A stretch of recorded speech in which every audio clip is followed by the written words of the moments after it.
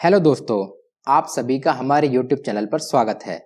दोस्तों, अभी कुछ दिन पहले देश में अंधविश्वास और जादू टोना या काला जादू जैसे मुद्दे चर्चा में आए थे कि काला जादू और अंधविश्वास रोकने के लिए देश में क्या कानून व्यवस्था है।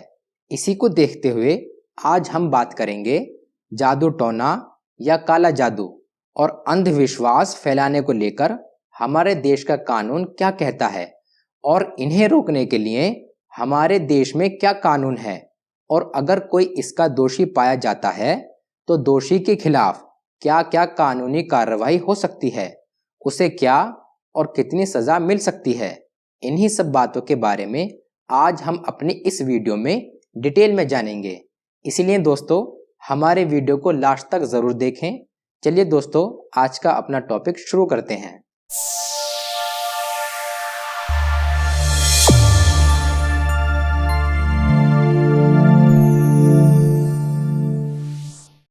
आइए सबसे पहले जानते हैं अंधविश्वास और काले जादू का मतलब क्या होता है।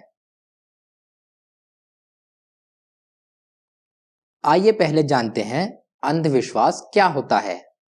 अंधविश्वास को अंग्रेजी में सुपरस्टिशियस कहते हैं, जो लैटिन भाषा के शब्द सुपरस्टिटियो से लिया गया है। ये शब्द ईश्वर के अत्यधिक भय को दर्शाता है। अंधविश्वास एक तर्कहीन विश्वास है जिसका आधार अलौकिक प्रभाव की काल्पनिक यानी मनगढ़ंत व्याख्या है, या ये भी कहा जा सकता है कि किसी भी कार्य के परिणामों से अपरिचित होते हुए भी उस पर आंख मूंदकर विश्वास करना, या जो तर्क के बिना मान लिया गया विश्वास हो, वही अंधविश्वास कहलाता है। अंधविश्वास ज्यादातर कमजोर व्यक्तित्व, कमजोर मनोविज्ञान और कमजोर मानसिकता वाले लोगों में देखने को मिलता है। इसके अलावा यह अशिक्षित और निम्न आय वर्ग वाले लोगों में भी देखने को मिल जाता है, यानी कि यह अज्ञान और भय से संबंधित एक विश्वास है और अलौकिक के प्रति जुनूनी श्रद्धा इसकी विशेषता है। अंधविश्वास किसी देश, धर्म, संस्कृति, समुदाय, क्षेत्र, जाति या वर्ग विशिष्ट नहीं होता है। इसका स्तर इतना बड़ा है कि यह दुनिया के हर कोने में पाया जाता है।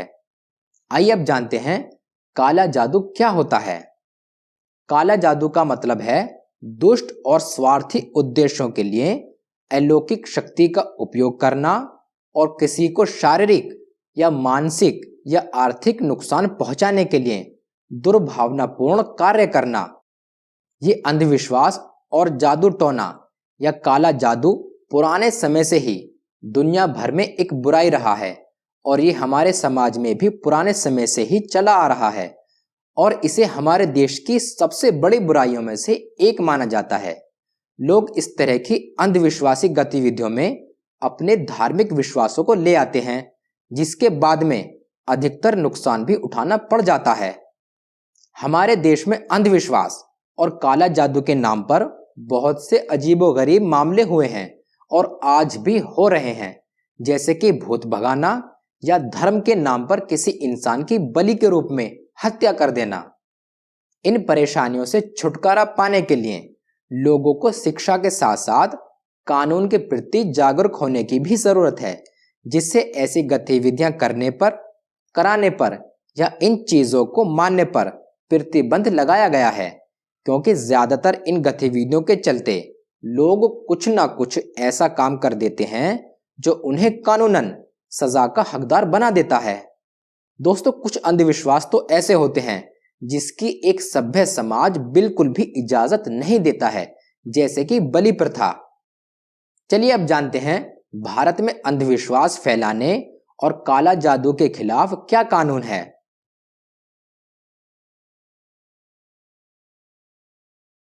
भारत में अभी अंधविश्वास फैलाने और जादू टोना या काला जादू से संबंधित अपराधों के लिए विशेष रूप से कोई सेंट्रल लॉ यानी कि केंद्रीय कानून नहीं है, यानी कि अलग से ऐसा कोई कानून नहीं है जो इन अपराधों के लिए पूरे भारत में लागू हो। अंधविश्वास और काला जादू से संबंधित अपराधों के लिए केंद्रीय कानून के रूप में लागू करने के लिए अंधविश्वास विरोधी बिल बनाया गया था, जिसे prevention and eradication of inhuman evil practices and black magic act यानी अमानवीय प्रथाओं और काला जादू रोकथाम एवं उन्मूलन अधिनियम नाम दिया गया था, लेकिन ये लागू नहीं हो सका। और साल 2016 में भी लोकसभा में prevention of which hunting bill यानी डायन शिकार निवारण विधेयक लाया गया था। इस बिल के मसौदे में कुछ प्रावधान किए गए थे। इसके मुख्य प्रावधानों में किसी महिला पर डायन या चुड़ैल होने का आरोप लगाने या महिला के खिलाफ आपराधिक बल का उपयोग करने या जादू टोना करने के बहाने यातनाएं देने या अपमानित करने के लिए दंड का प्रावधान किया गया था, लेकिन यह बिल भी पारित नहीं हो सका। हालांकि अलग अलग कानूनों के जरिए इन अपराधों के खिलाफ कार्यवाही की जा सकती है। अब सवाल ये आता है कि अंधविश्वास और काला जादू टोना से संबंधित अपराधों से निपटने के लिए किन कानूनों का उपयोग किया जा सकता है। भारतीय दंड संहिता में नरबली जैसे घिनौने अपराध को अंजाम देने वालों को दंड देने का प्रावधान तो है, लेकिन यह काला जादू टोना और अन्य अंधविश्वासी प्रथाओं के कारण होने वाले अपराधों के रोकथाम में सक्षम नहीं है। अगर अभी काला जादू और अंधविश्वास के चलते किसी की हत्या होती है तो आरोपी के खिलाफ आईपीसी यानी भारतीय दंड संहिता की धारा 302 हत्या की सजा के तहत मानव बलि के विरुद्ध कार्यवाही की जाती है, लेकिन ये धारा हत्या होने के बाद ही लागू होती है। इसी तरह आईपीसी की धारा 295A के तहत भी ऐसी प्रथाओं के खिलाफ कार्यवाही की जाती है। यह धारा अपने धर्म या धार्मिक विश्वासों का अपमान करके किसी भी वर्ग की धार्मिक भावनाओं को ठेस पहुंचाने के उद्देश्य से जानबूझकर और दुर्भावनापूर्ण कृत्यों का अपराधीकरण करती है।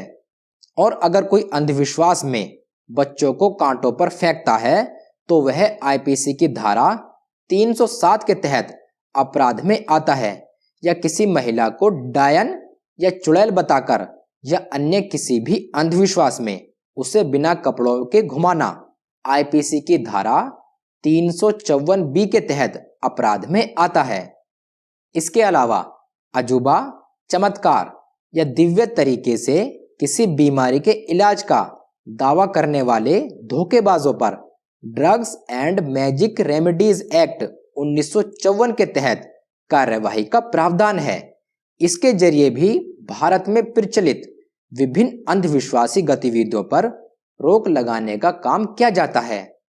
अंधविश्वासी प्रथाओं को बिना रोक टोक के जारी रखने की अनुमति देना भारतीय संविधान के अनुच्छेद 14 और 21 के तहत किसी व्यक्ति की समानता के मौलिक अधिकार और जीवन के अधिकार का उल्लंघन है।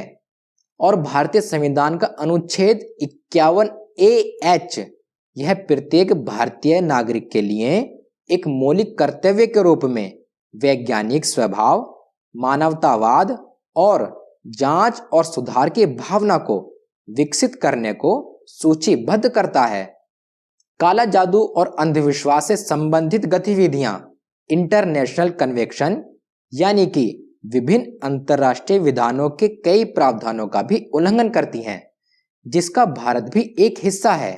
जैसे कि उनमें से कुछ एक्ट्स हैं: मानवाधिकारों की सार्वभौमिक घोषणा 1948, नागरिक और राजनीतिक अधिकारों पर अंतर्राष्ट्रीय प्रतिबद्धता 1966 और महिलाओं के खिलाफ सभी प्रकार के भेदभावों के उन्मूलन पर अभिसमय 1979। इन सभी कानूनों का उपयोग अंधविश्वास फैलाने और काला जादू करने वालों के खिलाफ तो किया जा सकता है, लेकिन ये इस समस्या का पूरी तरह से निपटारा नहीं करते हैं। तो चलिए अब जानते हैं आखिर भारत में काला जादू और अंधविश्वास विरोधी कानून की जरूरत क्यों है।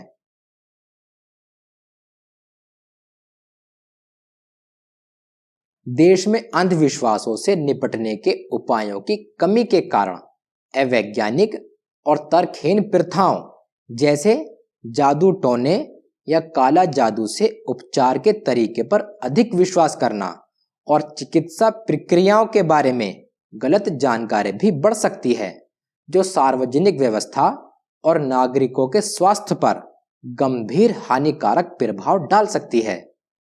विश्वास और अंधविश्वास के बीच एक मामूली अंतर होता है जिसे कानून द्वारा समझाया जाना जरूरी है, क्योंकि ईश्वर के नाम पर की गई गलत गतिविधियां दूसरे लोगों का विश्वास काला जादू टोना करने वालों पर बढ़ा सकती हैं, जो लोगों को गलत तरह से बहला फुसलाकर ठगी का शिकार बना सकते हैं।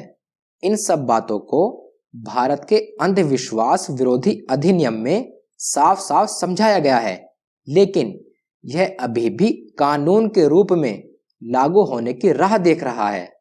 काला जादू और अंधविश्वासी परंपराओं को रोकने के लिए सख्त कानून जरूरी है, ताकि आस्था के नाम पर लोगों को बेवकूफ बनने से बचाया जा सके।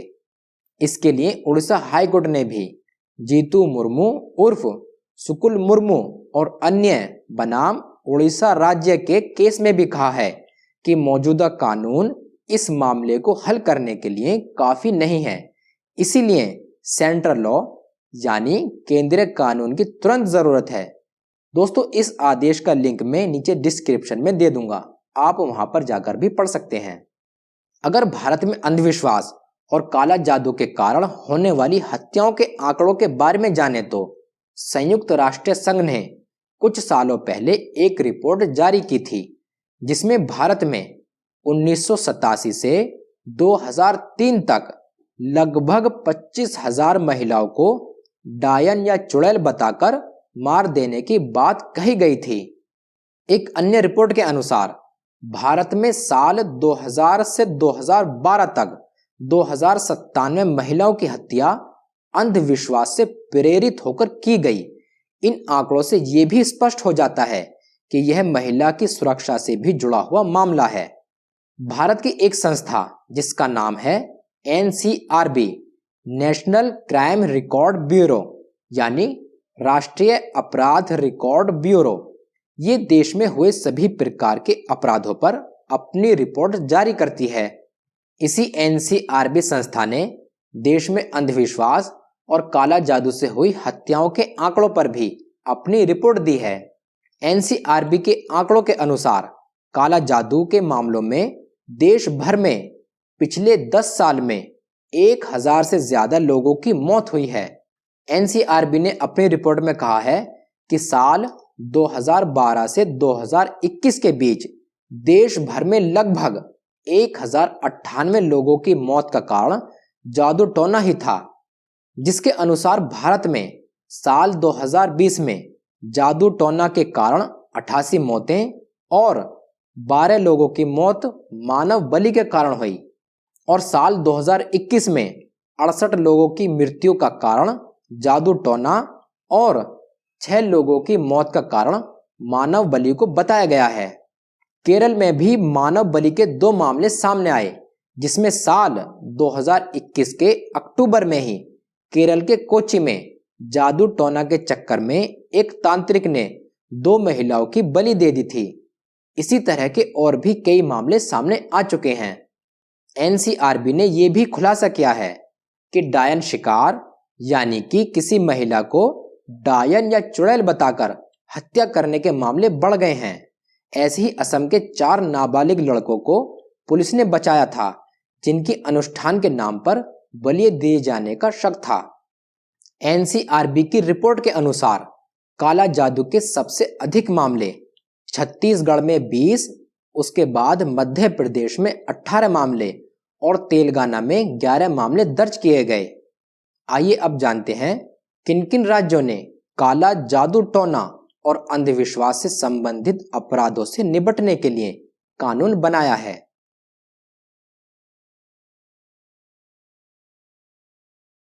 दरअसल कानून और व्यवस्था राज्य के विषय हैं, इसीलिए भारत का हर राज्य अपनी कानून व्यवस्था को बनाए रखने के लिए, IPC में संशोधन करने के लिए और अपने लिए विशिष्ट आपराधिक कानून को बनाने के लिए स्वतंत्र है। ताकि वह अपनी विशिष्ट आवश्यकताओं को पूरा कर सके। ऐसी ही आवश्यकताओं को देखते हुए सन 1999 के बाद देश के 8 राज्यों ने अंधविश्वास और काला जादू टोना से संबंधित मामलों से निपटने के लिए कानून बनाया है। इन 8 राज्यों में हैं बिहार, छत्तीसगढ़, झारखंड, उड़ीसा, राजस्थान, असम, महाराष्ट्र और कर्नाटक। इन अलग अलग राज्यों में अलग अलग सजा का प्रावधान है। हालांकि इन राज्यों के कानूनों में काला जादू या अंधविश्वास का अर्थ परिभाषित नहीं किया गया है। बिहार देश का पहला राज्य है जिसने साल 1999 में काला जादू रोकने और अंधविश्वास में महिलाओं को डायन घोषित किए जाने और उन्हें अपमानित करने और प्रताड़ित किए जाने के खिलाफ कानून बनाया है। बिहार में इसे द प्रिवेंशन ऑफ विच डायन प्रैक्टिस एक्ट 1999 यानी डायन प्रतिषेध अधिनियम के नाम से जाना जाता है। इस कानून के मुताबिक किसी महिला पर डायन या चुड़ैल होने का आरोप लगाना कि वह अपनी आंखों से, मंत्रों से और काला जादू के इस्तेमाल से किसी व्यक्ति को नुकसान पहुंचाने की शक्ति रखती है। ऐसा करना इस कानून के अनुसार दंडनीय अपराध है। और बाद में महाराष्ट्र पहला ऐसा राज्य बना जिसने लंबे समय तक चले आंदोलन के बाद राज्य में नरबली और काला जादू की कई घटनाओं को देखते हुए अंधविश्वास विरोधी कानून को लागू किया था। इस बिल में महाराष्ट्र के समाज कल्याण मंत्रालय द्वारा कुछ बदलाव भी किए गए थे, जिसे साल 2013 में महाराष्ट्र मानव बलि और अन्य अमानवीय कृत्यों की रोकथाम एवं उन्मूलन अधिनियम के रूप से पारित किया गया, ताकि राज्य में अमानवीय प्रथाओं और काला जादू टोना को प्रतिबंधित किया जा सके। इस कानून का एक खंड विशेष रूप से गॉडमैन मतलब कि खुद को ईश्वर के समक्ष मानने वाले के दावों से संबंधित है, जो ये दावा करते हैं कि उनके पास अलौकिक शक्तियां हैं। बाद में कर्नाटक ने भी साल 2017 में अंधविश्वास विरोधी कानून को प्रभाव में लाने का कार्य किया। इस कानून में अमानवीय प्रथाओं और काला जादू पर रोक लगाने और उनकी समाप्ति के लिए विधेयक पास किया था। यह अधिनियम धार्मिक अनुष्ठानों से जुड़ी अमानवीय प्रथाओं का बड़े रूप से विरोध करता है। ये अंधविश्वासी विरोधी कानून 16 ऐसे कामों पर प्रतिबंध लगाता है जो जादू टोना या काला जादू और अंधविश्वास के नाम पर दूसरे लोगों को बर्बाद कर सकते हैं। अगर कोई इस एक्ट के तहत दोषी पाया जाता है तो उसे सजा के रूप में 1 साल से 7 साल तक की कैद या 5,000 रुपये से लेकर 50,000 रुपये तक का जुर्माना या दोनों हो सकता है। दोषी के अनुसार अंधविश्वासी विरोधी एक्ट के साथ साथ आईपीसी यानी कि भारतीय दंड संहिता के तहत भी उसे सजा मिल सकती है, जैसे कि आईपीसी सेक्शन 302 हत्या के लिए या आईपीसी सेक्शन 307 हत्या करने की कोशिश के लिए या आईपीसी सेक्शन 306 आत्महत्या के लिए उकसाने के लिए। केरल में साल 2019 में इंसानों को नुकसान पहुंचाने और काला जादू और अन्य अंधविश्वासों को प्रतिबंधित करने के लिए एक कानून लाया गया था, लेकिन अभी तक यह पारित नहीं हो पाया है। कई संस्थाएं और समूह देश में अंधविश्वास और काला जादू के खिलाफ एक राष्ट्रीय कानून की मांग लंबे समय से करते आ रहे हैं। दोस्तों, ये थी आज की हमारी वीडियो भारत में काला जादू और अंधविश्वास फैलाने के खिलाफ कानून के बारे में। उम्मीद करता हूं आपको ये हमारी वीडियो पसंद आई होगी। अगर ये वीडियो आपको पसंद आई हो तो वीडियो को लाइक शेयर ज़रूर करें, और अगर आप हमारे चैनल पर नए हैं तो चैनल को सब्सक्राइब ज़रूर कर लें। मिलते हैं दोस्तों अगली वीडियो में इसी तरह की नई लॉ की नई जानकारी के साथ। तब तक के लिए धन्यवाद। Good bye. जय हिंद।